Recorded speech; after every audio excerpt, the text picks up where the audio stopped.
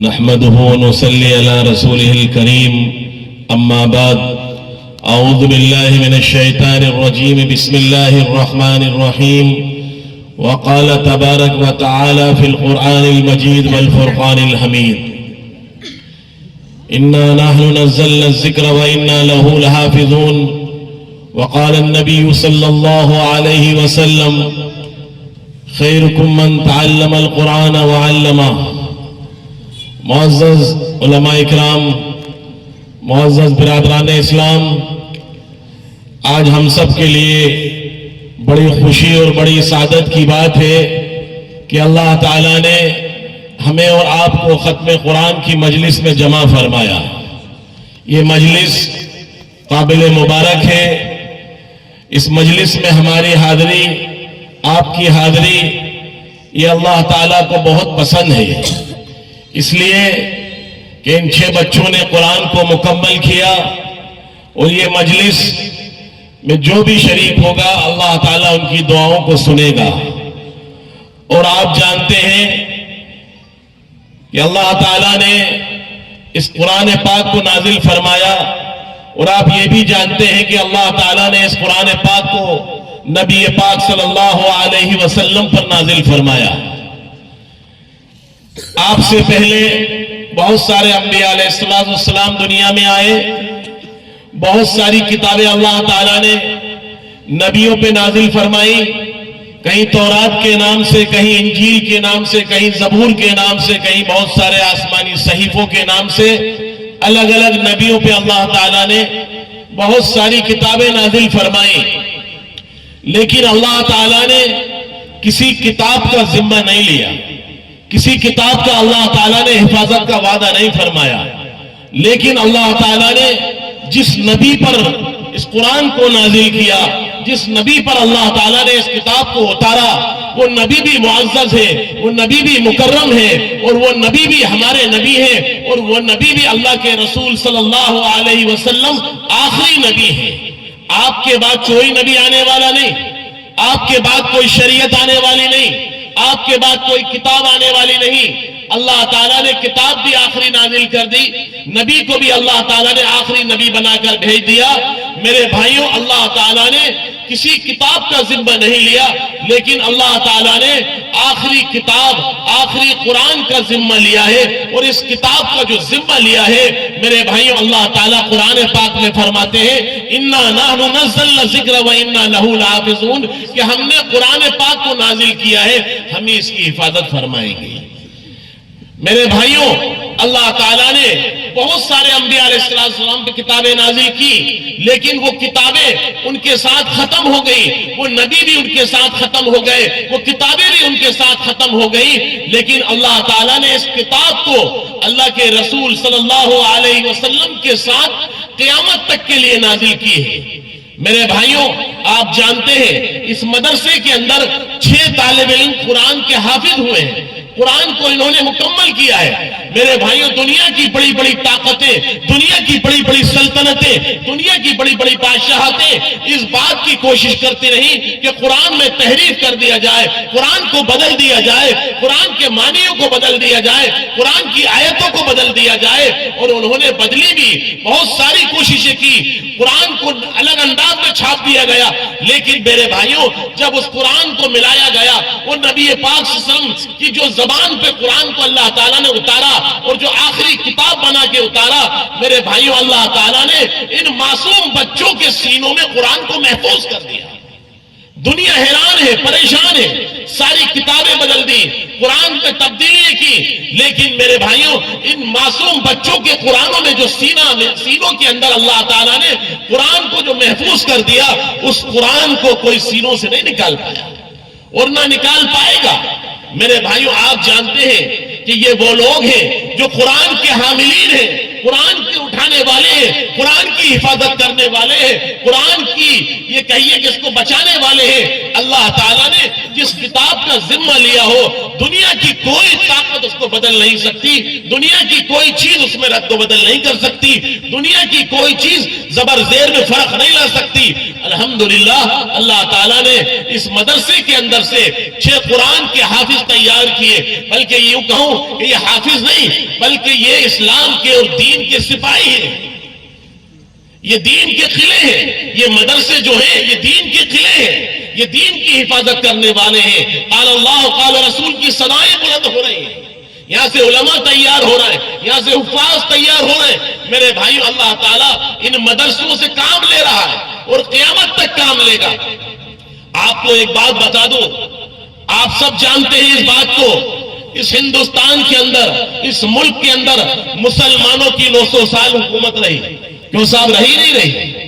لیکن میرے بھائیوں حکومت چلی گئی، اس ملک پہ انگریزوں کا تسلط ہوا، اس ملک پر انگریزوں کا قبضہ ہوا، اس ملک پر انگریزوں نے اپنا حکومت جما لی۔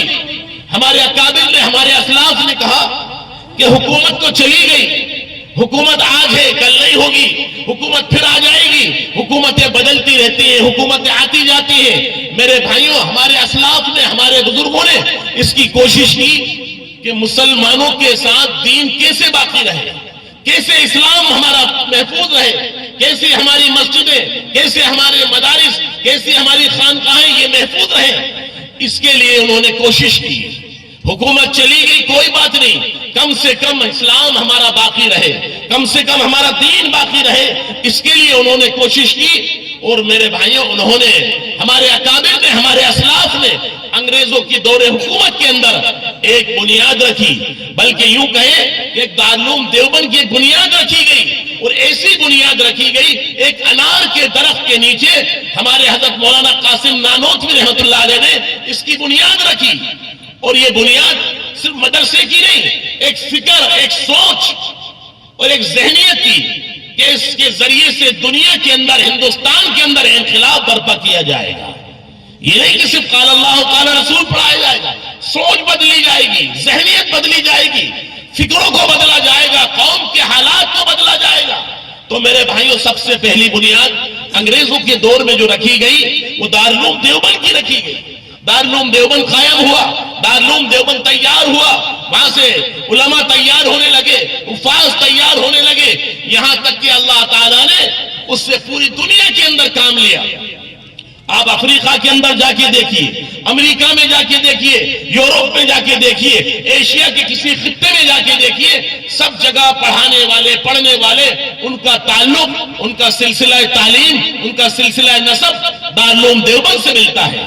آج جتنے یہاں علماء بیٹھے، ان کے استاد، استادوں کے استاد، سب دارالعلوم دیوبند سے تعلق ہے، وہیں سے پڑھے ہیں، وہیں سے پڑھاتے رہے۔ میرے بھائیوں، اللہ تعالیٰ نے اس دارالعلوم دیوبند سے دنیا کے اندر کام لیا۔ آپ اس بات کو بھی جانتے ہیں، آج اگر تبلیغ کا نظام ہے، یہ بھی اللہ تعالیٰ نے حضرت مولانا الیاس رحمۃ اللہ علیہ سے دارالعلوم دیوبند سے پڑھ کے نکلے اور ان سے تبلیغ کا کام لیا، اور وہ تبلیغ آج پوری دنیا کے اندر کام کر رہی ہے۔ ان کے کام کو اللہ تعالیٰ نے پوری دنیا میں پھیلا دیا۔ مساجد کا نظام، مکاتب کا نظام، خانقاہ کا نظام اللہ تعالیٰ نے یہ بھی دارالعلوم دیوبند سے لیا۔ اور آج اگر ہمارے سروں پر ٹوپیاں ہیں، ہمارے چہروں پر داڑیاں ہیں، ہماری وضاقت اسلامی ہے، ہماری پہچان جو آج یہ مسجد، یہ مدرسے، یہ خانقاہوں کی شکل میں ہے، تو اس دارالعلوم دیوبند کی وجہ سے۔ یہ دارالعلوم دیوبند وہ ہے جس نے اس ہندوستان کے اندر اپنے تشخص کو بچایا، اپنے اسلام کو بچایا، اپنے ایمان کو بچایا۔ اگر دارالعلوم دیوبند کے اکابر یہ فکر نہیں کرتے تو میرے بھائیوں، آپ کے سامنے Samarkand, Bukhara, Uzbekistan, Tajikistan, Russia کی وہ ریاستیں جو ایک زمانے کے اندر علم کے مرکز ہوا کرتے تھے، بڑی بڑی درسگاہیں ہوا کرتی تھی۔ امام بخاری رحمۃ اللہ علیہ جو بخارا، جو سمرقند، یہ جو رشیا کے علاقے ہیں، وہاں پر اللہ تعالیٰ نے ان سے بڑے بڑے علم کے کام لیے، حدیثیں لکھی، انہوں نے بڑی بڑی کتابیں تیار کی۔ میرے بھائیوں، وہاں پر مسلمانوں کی 700-800 سال حکومت رہی۔ ان کی فکر وہ نہیں تھی جو ہمارے علماء دیوبند کی تھی، وہ دھیرے دھیرے وہ ختم ہوتی گئی، چلی گئی، اور اس کے بعد آخر یہ ہوا کہ آج وہاں کی مسجدیں، آج وہاں کے مدرسے، آج وہاں کی خانقاہیں ویران ہو گئی، بڑی بڑی مسجدیں ویران ہو گئی۔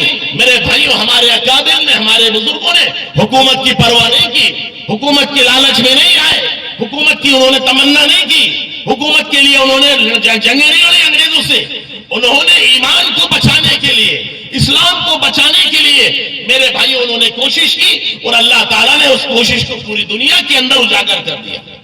آج انہی کی کوششیں ہیں, انہی کی محنتیں ہیں جو اللہ تعالیٰ پوری دنیا کے اندر کام لے رہا ہے. اور میرے بھائیوں آج اگر ہمارے ہندوستان کے اندر یہ ہماری مساجدیں, یہ مدارس, یہ خانقاہیں, یہ جو بھی بچی ہیں, یہ انہی اکابر کی وجہ سے, انہی علماء کی دین کی وجہ سے آج اس ملک کی موجودہ حکومت جو بی جے پی گورنمنٹ ہے, جو مودی گورنمنٹ ہے, وہ یہ چاہتی ہے کہ ہماری زمینیں, ہمارے قبرستان, ہماری مساجدیں یہ حکومت کی ہو جائیں.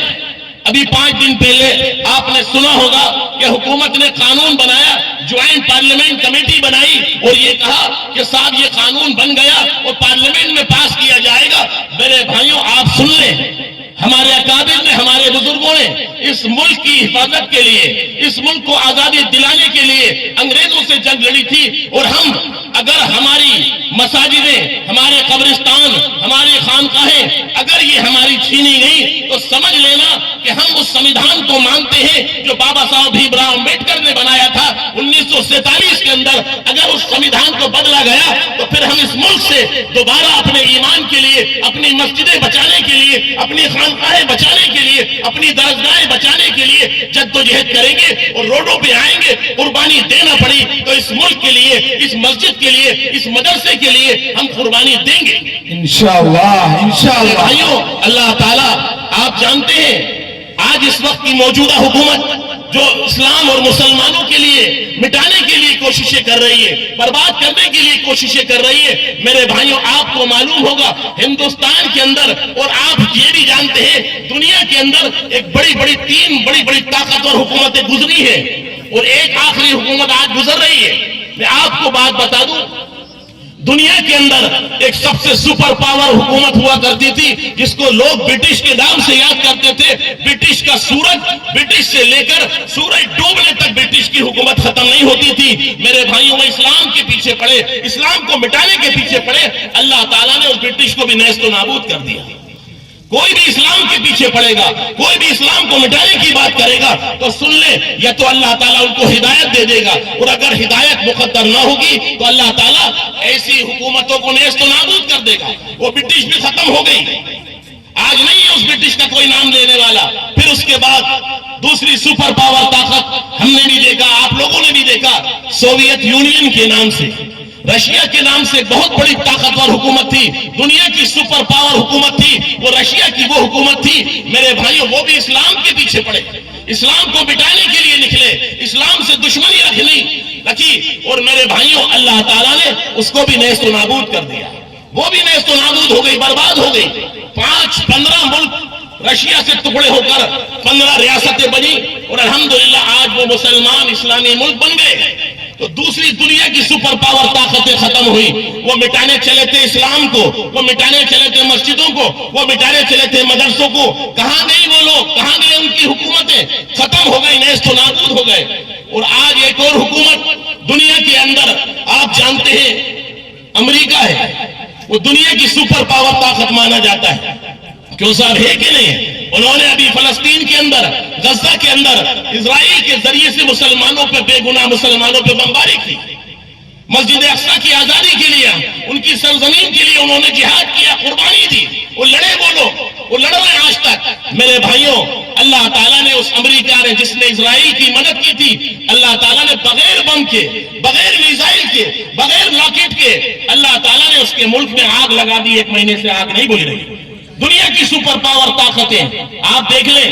اللہ تعالیٰ میرے بھائی جب بدلہ لینے پہ آتا ہے, انتقام لینے پہ آتا ہے, تو بغیر اسباب کے اس کو نیست و نابود کر دیتا ہے. اور آج الحمدللہ امریکہ جل رہا ہے, دنیا دیکھ رہی ہے, طاقت بھی ہے, قوت بھی ہے, دولت بھی ہے. سب کچھ ہونے کے بعد وہ اپنے ملک سے اپنی آگ کو نہیں بجھا پا رہے. اور انشاءاللہ عنقریب امریکہ تباہ برباد ہو کے رہے گا, وہ رہے گا.